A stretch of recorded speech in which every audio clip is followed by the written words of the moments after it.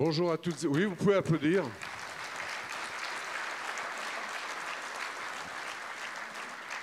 Bonjour à toutes et à tous. Je me présente, je suis Jean-Christophe Gisbert et j'aurai le plaisir d'animer ces journées nationales de la FNOJEC aujourd'hui et demain. Autrement dit, on va se revoir. Pour commencer, je vais demander à Pierre-Vincent Guéret, le président de la FNOJEC, de bien vouloir nous dire quelques mots pour ouvrir ces journées.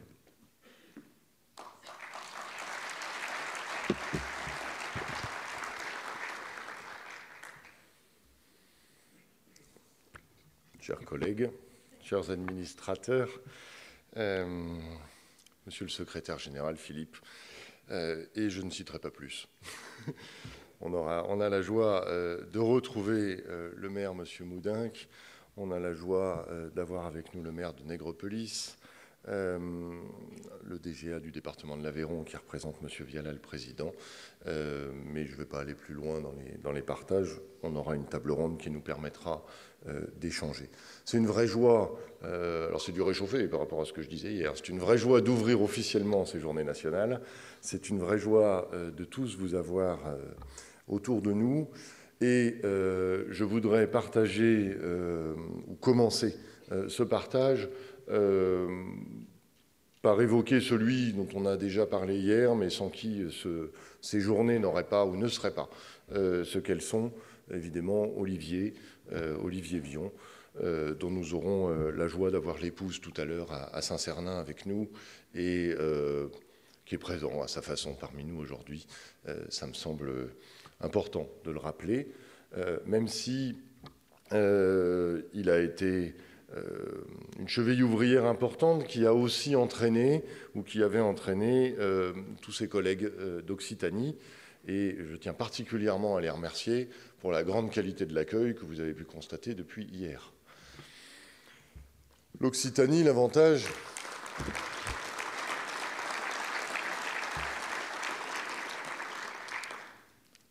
L'Occitanie, c'est un souvenir un peu particulier puisque mon épouse, à qui j'ai fait la joie d'expliquer depuis quelque temps qu'elle n'aurait pas d'autre choix que de m'accompagner à ces journées nationales, est aveyronnaise. Et l'Aveyron, c'est une terre particulièrement chère à l'enseignement catholique. Et mon épouse avait la chance d'avoir un père, mon beau-père, qui, pour faciliter la gestion des retraites, est mort 2 ans après sa retraite, comme ça au moins c'était simple, et qui avait comme talent d'être un homme discret, un homme solide, et un président d'OGEC. Alors il ne le disait pas trop, c'était plutôt une sorte de sacerdoce qu'il portait à Sainte-Clotilde, à Sainte-Procule, et pour moi avait incarné cette chose particulière d'être cet administrateur délicat, discret, que nous connaissons tous, et qui font un peu le sel de cet engagement dans l'enseignement catholique. Son épouse lui avait fait promettre, évidemment, de ne pas prolonger ses mandats au-delà du raisonnable, étant donné les critiques que ça pouvait générer, les jalousies, voilà. Et évidemment, l'histoire ne s'est pas prolongée comme ça, puisque mon propre engagement s'est fait sur suggestion de mon épouse, qui m'avait dit « Tu vas arrêter de bosser, va rentrer, on met des enfants à l'école, là tu peux rendre service au directeur ». Et puis après, elle a regretté le temps passé. C'est pour ça que là, je lui ai promis un week-end en commun. C'est sympa. Tout ça, c'est important parce que je pense que chaque journée nationale rappelle, ne serait-ce que par notre présence, nos origines, les territoires que nous représentons, la force de ce lien ou de cette liaison entre un OGEC, son établissement, l'établissement, un territoire, je devrais même dire un terroir, quand je vois la qualité et la délicatesse de ce que vous avez dû recevoir dans les tote bags, cette représentation particulière de ce qu'est la France, qui est une France de territoire, une France dans laquelle les bénévoles jouent un rôle important, les élus jouent un rôle fondamental, et nous en faisons partie à notre petit niveau, mais qui dit petit, dit quand même grand. Grand par le service. Aussi, c'est ce thème particulier que nous avons choisi pour les journées nationales, aussi particulier qu'évident. Il y a une relation intime, naturelle, entre les OGEC et les collectivités territoriales. Nous avons beaucoup de points communs.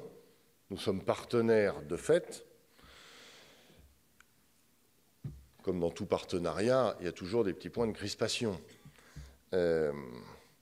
Issus des pratiques de certains endroits, issus de la complexité des textes qui régissent notre action. Ça va être des sujets de tension que l'on va pouvoir retrouver sur les IPS, par exemple, avec la façon d'interpréter leurs calculs ou la réalité de certains établissements et des inégalités ou des histoires d'établissements qui n'amènent pas quelque chose qui apparaîtrait comme homogène.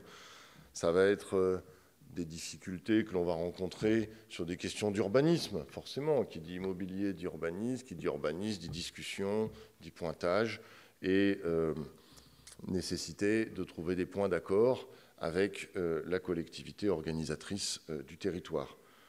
Ça va être des discussions financières, forcément, les sujets des forfaits, l'inéquité de certains forfaits que l'on constate dans certains territoires, le sujet des enfants extérieurs qui ne sont pas pris en charge alors que l'égalité devrait s'appliquer.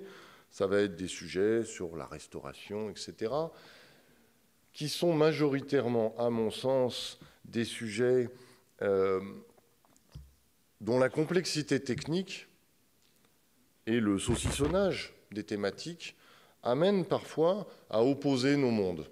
Ce qu'a rappelé, pour l'écarter, monsieur le maire de Toulouse hier. En prenant sujet par sujet, point technique par point technique, nous pouvons arriver à avoir des positions qui opposent nos familles, qui opposent les différentes propositions de scolarité, qui opposent les enfants. Ça n'est pas normal, ça n'est pas l'objectif et ça n'est pas sain. Pour autant, ces sujets-là, qui sont, on les a tous en tête, des sujets complexes, des sujets de crispation, des sujets qu'il faut déminer point par point, ne sont pas forcément l'alpha et l'oméga de notre fonctionnement. Ce sont des sujets qu'il nous faut documenter, aborder, expliquer. Il est du ressort de l'AFNOJEC, dans son périmètre, d'apporter des éclairages, de nourrir la réflexion de long terme, avec une vision plutôt systémique, qu'il ne faut jamais oublier. On a la chance d'avoir un secrétaire général solide, puisqu'il absorbe ces sujets-là. On a la chance, j'en profite puisqu'elle est à ses côtés, j'ai la chance d'ailleurs, d'avoir une vice-présidente, Marie Tertrais, qui va aller creuser un certain nombre de sujets et de difficultés, des sujets négatifs.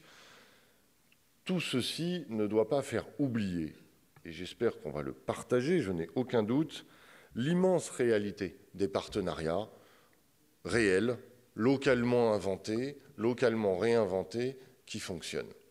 Ce n'est pas parce que nous avons tous ces points d'amélioration, disons-le comme ça, qu'il faut oublier de voir le verre plus qu'à moitié plein sur des territoires incarnant concrètement la relation normale, saine, naturelle et constructive entre les établissements et leurs organismes de gestion et les collectivités. Ça va commencer par la participation d'élus à nos assemblées générales ou à nos conseils d'administration. En tant qu'association d'un territoire et avec cette relation particulière, ils sont non seulement les bienvenus, mais leur présence est nécessaire. Et ça commence comme ça, le partenariat, par des rencontres humaines, par cette petite chose qui est en fait la plus importante de notre système.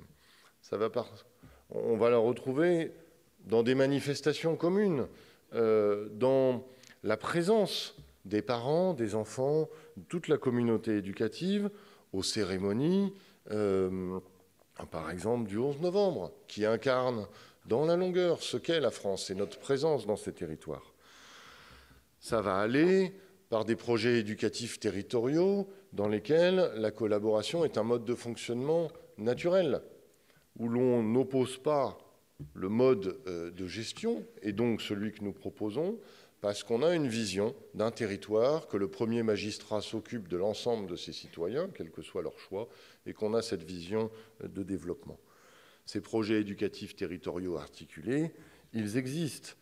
Ça va aller, on l'a évoqué hier, dans du partage d'équipements, l'utilisation commune d'un certain nombre de moyens, moyens qui sont produits par la puissance publique, moyens qui sont produits par nos propres établissements et que l'on va partager. Alors, comme on est carré et rationnel, on va partager des créneaux, on va mettre des règlements. Ça, c'est des choses très concrètes qui existent, qui fonctionnent et qu'il faut continuer à développer. Nous parlons aussi forcément dans ces partenariats du fait de trouver des solutions à des familles qui ont besoin d'inscrire leur enfant et qui parfois trouvent dans tel ou tel établissement une difficulté de parcours. Et nous savons tous que les chefs d'établissement arrivent au-delà d'une différence entre un établissement catholique sous contrat et un établissement public à trouver une solution quand une famille a une impasse. On est dans des situations particulières, mais c'est l'empilement de ces traitements particuliers qui fait le bon partenariat. Il existe celui-là. On ne le met pas en avant, on ne brandit pas comme un étendard chacune de ces réalisations, mais celles que j'égrène sont toutes les briques d'une construction d'un partenariat concret et qui fonctionne. La restauration scolaire, sujet éminemment important, qui peut être et qui est un sujet discriminant pour l'égalité d'accès et pour le libre choix des parents à l'éducation de leurs enfants, est pour autant une réalité partagée sur un certain nombre de territoires et avec un certain nombre d'établissements.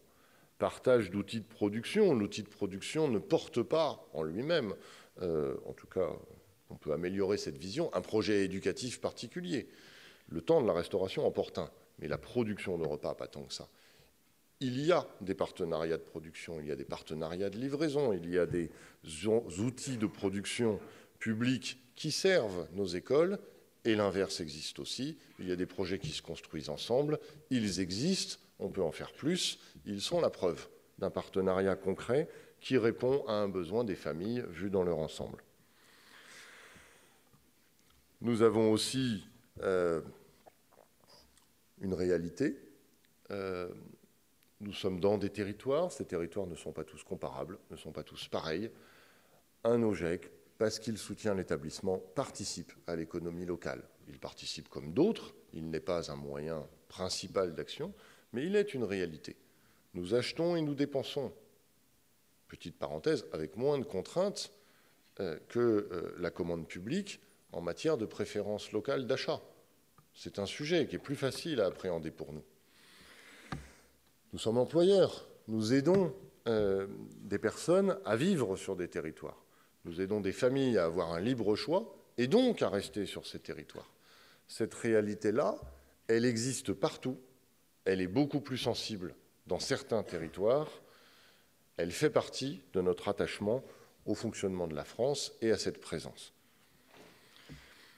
Enfin, nous prenons aussi en charge des publics fragiles, peut-être encore insuffisamment, on peut toujours faire mieux.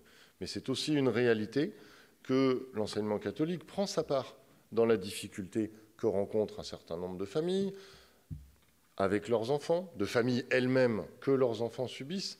C'est une réalité que nous accompagnons, là aussi, pas comme un drapeau géant, mais comme une réalité concrète et délicate sur un certain nombre d'établissements.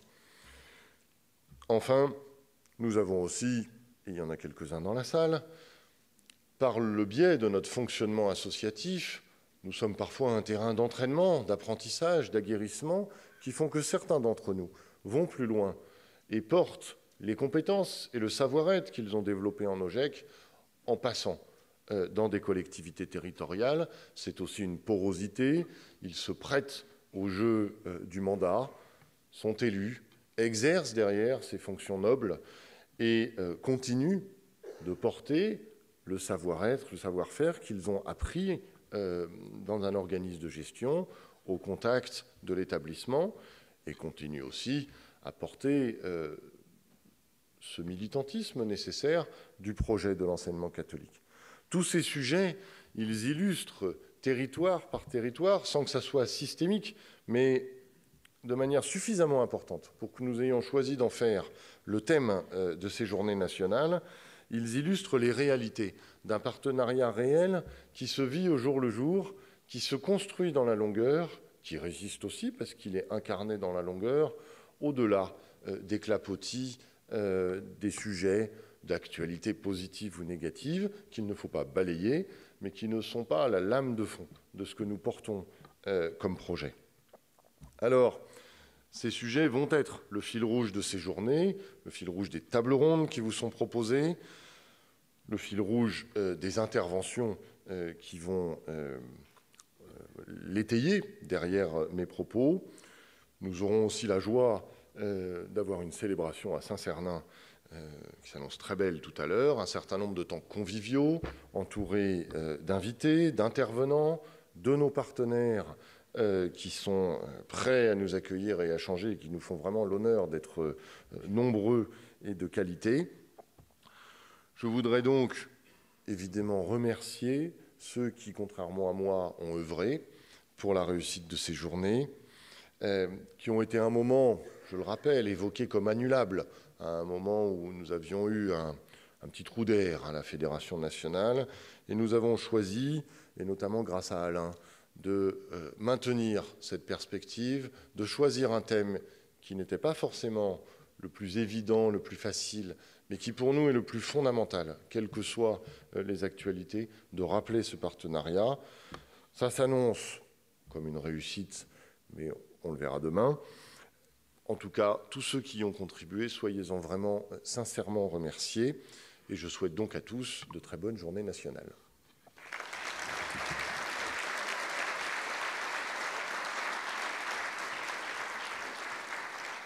Merci. Merci Pierre-Vincent Guéret. Vous avez fait la transition toute naturelle avec Alain Laflorencie, qui est le commissaire général de ces journées nationales et administrateur de la FNOJEC. Vous pouvez l'applaudir pour l'encourager. Il a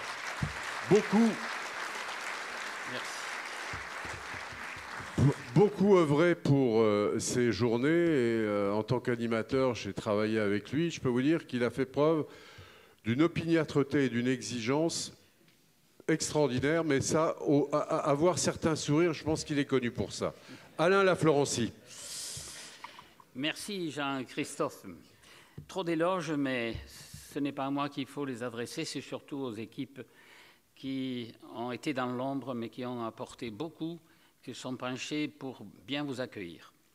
Monsieur le Président, cher Pierre-Vincent, Monsieur le secrétaire général de l'enseignement catholique, Monsieur le maire de Toulouse, qui ne devrait pas tarder, chers amis congressistes, un petit mot très court pour vous accueillir, pour vous dire une immense joie et une grande fierté que l'Urojec Occitanie vous accueille aujourd'hui à Toulouse pour ces journées nationales de la FNOJEC.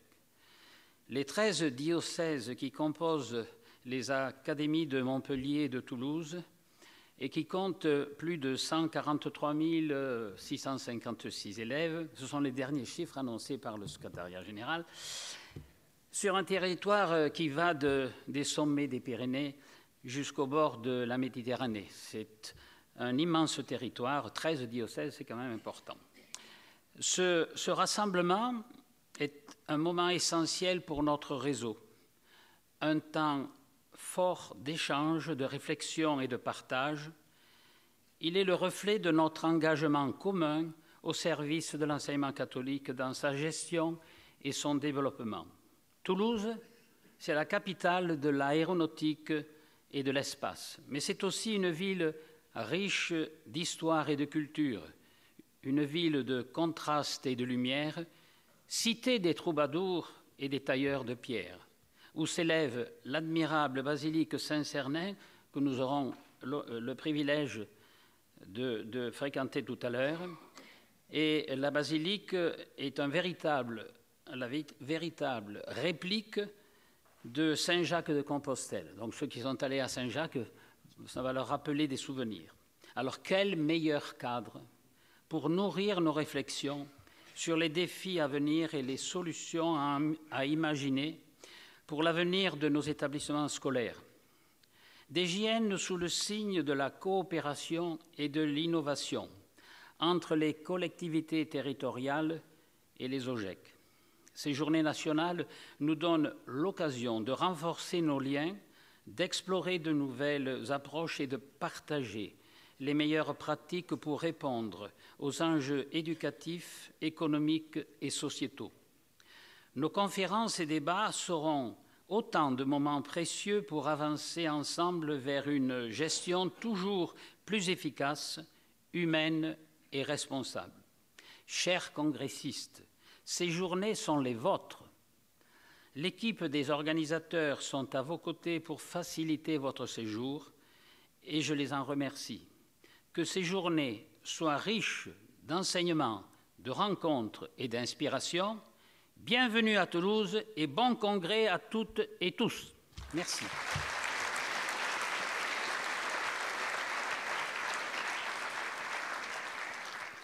Alors on attendait le maire de Toulouse, il ne saurait tarder. En attendant, je vais demander à Philippe Delorme, le secrétaire général de l'enseignement catholique, de bien vouloir prendre la parole dans cette séquence introductive.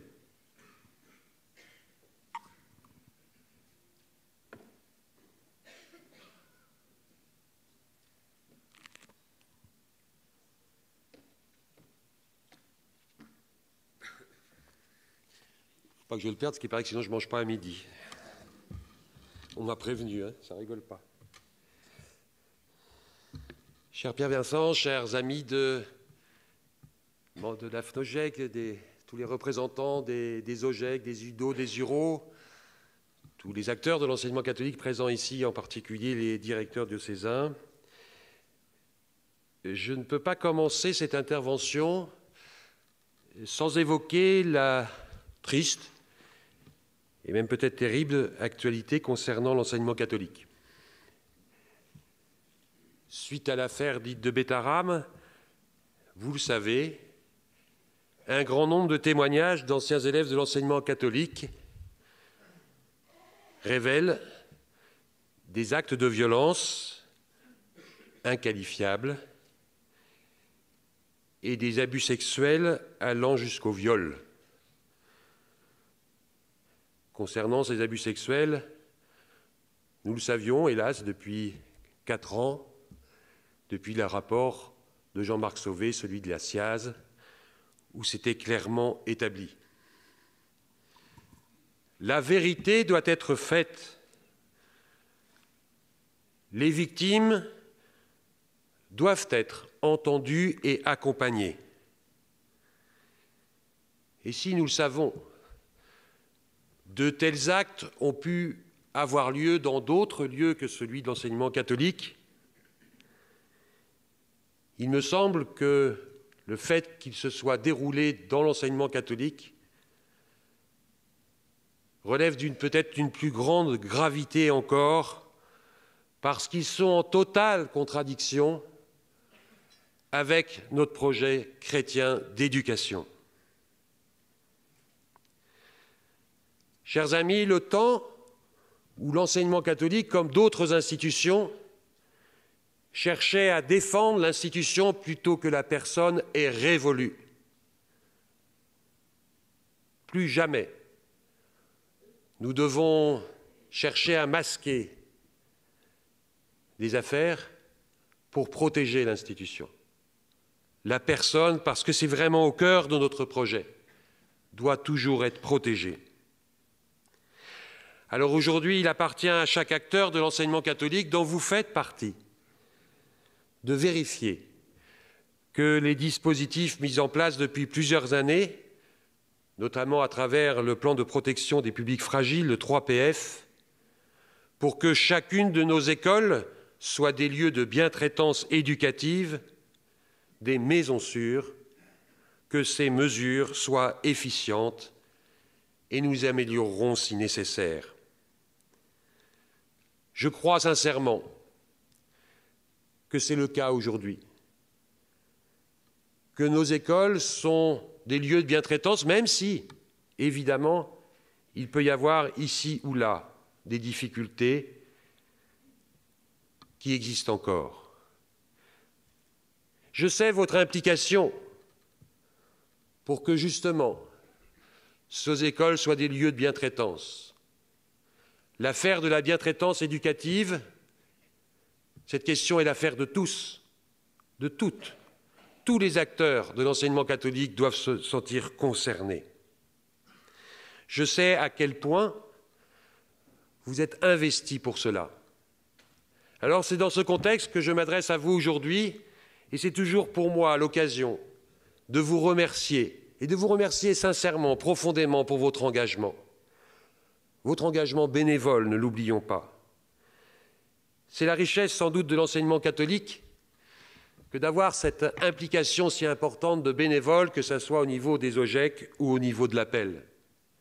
Merci, merci pour le temps donné, pour les compétences apportées. C'est si précieux pour notre réseau. Et je sais que l'un des défis pour les OGEC, pour l'appel, pour tous les mouvements qui font appel à des bénévoles, c'est de trouver de nouveaux talents, de solliciter de nouveaux talents. Ils existent, allons les chercher. Vous avez choisi comme thème OGEC et collectivité main dans la main. Permettez-moi, de ma place de secrétaire général, de compléter ou de modifier un petit peu le titre de votre congrès. J'ai envie d'ajouter OGEC, chef d'établissement et tutelle, main dans la main avec les collectivités locales.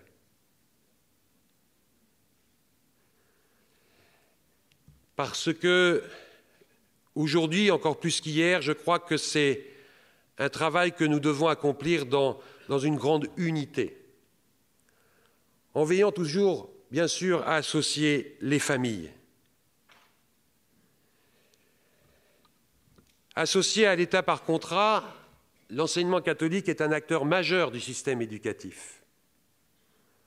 Par le nombre d'élèves scolarisés, Alain a relevé le nombre exact publié récemment dans notre revue ECA, que je ne connais pas par cœur, mais aussi par le dynamisme de nos projets, des projets éducatifs déployés dans chaque établissement. Oui, si l'actualité est morose, n'ayons pas peur de dire aussi que les familles nous font confiance, que nos projets sont vivants, sont dynamiques, que les communautés éducatives sont au travail, toujours aussi inventives, que les chefs d'établissement sont pleinement investis au quotidien, même dans la difficulté. Alors oui, l'enseignement catholique est un acteur majeur de l'éducation nationale. Et son rôle dans un territoire est aussi important. Nous le savons, nombre d'élus nous sollicitent pour ouvrir un établissement dans leur commune, dans leur département. Chaque année, par notre présence au Salon des maires, dans le cadre du Congrès des maires, on le constate. Parce qu'ils savent à quel point l'enseignement catholique peut apporter à leur commune. Et si on en avait les moyens, je peux vous assurer que chaque année, ce sont plusieurs écoles, collèges ou lycées que nous devrions ouvrir si on pouvait le faire. Malheureusement, aujourd'hui, dans un contexte démographique contraint, nous sommes trop souvent perçus comme un concurrent du public. Nous ne nous situons jamais comme concurrents du public, mais comme une offre complémentaire, différente, permettant le libre choix des familles, répondant à la liberté de l'enseignement qui a valeur constitutionnelle. C'est bien une offre complémentaire qui s'inscrit dans le service public d'éducation et non pas un service privé ou un service concurrent de l'enseignement public. C'est important de le souligner parce que, il y a quelques mois, un député nous a auditionnés par rapport à une proposition de loi. Je ne sais pas si elle verra le jour, mais dans sa réflexion, il proposait que lorsque nous implantions un établissement dans une commune ou dans un département, nous financions nous-mêmes les infrastructures nécessaires pour accéder à cet établissement. Le rond-point, le parking, la route, je ne sais pas quoi encore. Mais c'est sérieux, hein, ça vous fait rire, mais en fait, moi, ça ne m'a pas fait rire du tout, parce qu'il y a quand même des gens qui pensent comme ça. Pour montrer à quel point ces élus ne nous considèrent pas comme associés pleinement au service d'éducation. Donc j'ai répondu, quand vous faites venir un médecin et que vous le suppliez, que vous lui payez tout, là, vous lui demandez aussi de d'installer le parking pour que les patients se garent devant chez lui. Mais vous voyez que certains ne nous considèrent pas comme participants vraiment au service d'éducation. Donc il nous appartient aussi, ça je crois que c'est important, tout en gardant nos spécificités, notre liberté, notre caractère propre, notre propre caractère, il nous appartient de veiller à apporter notre propre contribution aux politiques éducatives mises en œuvre par les collectivités. Nous sommes en lien régulier et étroit et, je pense, de confiance avec l'Association des maires de France et en particulier avec le maire d'Arras, M. Le Turc, avec qui nous avons des échanges, avec qui nous travaillons sur un projet de Vadémécum, et ça sera peut-être dit dans la table ronde, donc je ne vais pas couper l'herbe sous le pied de Pierre Marcelier. Et c'est un peu sa demande, non pas de se mêler de ce qui ne regarde pas nous concernant, etc., mais qu'on travaille vraiment dans une confiance, dans une transparence, dans un partage, et que si on a des projets, par exemple, de rapprochement de 2 établissements ou de déménagement, qu'ils soient informés bien en amont, justement pour prévoir un peu les conséquences que ça peut avoir dans le schéma directeur de sa ville, etc. Donc on a tout intérêt à avoir un dialogue constructif, régulier, avec les élus. C'est ce que nous essayons de faire au niveau national, je disais avec l'AMF, avec l'Association des départements de France, c'est aussi en route et d'une façon très positive. Avec les régions, c'est un peu plus compliqué. Un dialogue régulier pour apprendre à se connaître d'abord, pour dépasser peut-être un peu des freins idéologiques qui peuvent exister, nous le savons, et ne pas simplement se rencontrer pour des questions de financement, d'où l'importance d'ailleurs, je le rappelle, que nous veillons particulièrement à ce que les élus soient présents dans le conseil d'administration où leur présence est prévue. C'est fondamental. C'est ce qui permet aussi de mieux comprendre comment nous fonctionnons, quelles sont nos pauvretés, si j'ose dire, etc. Donc il y a beaucoup de territoires où ce dialogue existe et existe bien. L'Aveyron a été évoqué tout à l'heure et je crois qu'il y a une prise de parole tout à l'heure. C'est vrai qu'avec le département de l'Aveyron, je sais qu'il y a un dialogue très constructif qui débouche sur des orientations intelligentes, partagées, pour le bien des enfants et des jeunes. Alors moi, je ne suis pas aveyronnais, mais je suis cantalien. Alors, vous voyez, le Cantal, c'est un croissant, et au milieu, il y a l'Aveyron qui est venu se ficher là. Alors je me suis toujours demandé si cette partie de l'Aubrac, il ne fallait pas la rattacher au Cantal jusqu'à l'Aïole. On va en discuter si vous voulez bien. Voilà. Mais voilà, on a plein de lieux en France où cela est possible, et c'est comme ça qu'il faut travailler dans un contexte économique, nous savons, très contraint. Pierre Vincent l'évoquait tout à l'heure, il y a beaucoup de sujets sur la table, aussi des sujets financiers, de forfaits, d'aide à la restauration scolaire, de subventions d'investissement. Et nous voyons ici ou là un certain nombre de dépenses facultatives disparaître ou fortement réduites en raison de la situation budgétaire des collectivités. C'est vrai qu'on ne tombe pas dans un moment simple de ce point de vue-là. Et demander plus au moment où les collectivités ont beaucoup moins, c'est un peu compliqué. Et il faut en tenir compte, il faut savoir écouter leurs difficultés, nos difficultés. Mais je suis absolument convaincu que, malgré ces difficultés économiques, malgré ces contraintes sur les dépenses facultatives qui se réduisent comme peau de chagrin, malgré nos demandes réitérées d'aide à la restauration, condition nécessaire pour instaurer une vraie mixité sociale dans nos établissements, eh bien on peut avancer. On peut avancer par peut-être une politique du petit pas. Il n'y aura pas de grandes lois. Et par contre, dans un dialogue constructif, on peut avancer territoire par territoire, j'en suis convaincu. Et puis, il est bon de rappeler aussi aux collectivités que nos élèves leur coûtent beaucoup, beaucoup, beaucoup moins cher qu'un élève du public. Nous l'évaluons pour les élèves du premier degré à 2 fois moins cher qu'un élève du public, ne serait-ce que parce que l'investissement est à notre charge, à la charge des familles, et pas à la charge des collectivités. Donc il est bon de rappeler que plus on est présent, plus on leur fait faire des économies dans la réalité. Alors, chers amis, dans ce contexte de déprise démographique, de rigueur budgétaire, je crois qu'il faut veiller plus que jamais à établir un dialogue régulier et franc avec les collectivités,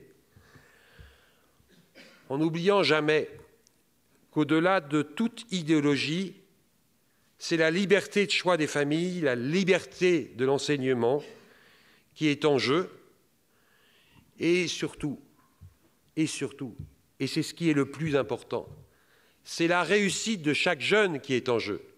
Parce que si tous les matins je me lève, si tous les jours vous vous investissez au service de vos écoles, ce n'est pas parce que vous êtes très heureux d'avoir sur votre carte de visite président de l'OGEC Sainte-Marie, c'est parce que vous êtes convaincus que nous offrons une proposition éducative qui permet aux jeunes qui nous sont confiés de se construire, de grandir, de bénéficier d'une éducation intégrale, selon l'expression que nous employons souvent, mais qui n'est pas un slogan, qui est une réalité, pour qu'ils deviennent des hommes, des femmes libres, responsables, engagés et qui tiennent debout. Je vous remercie.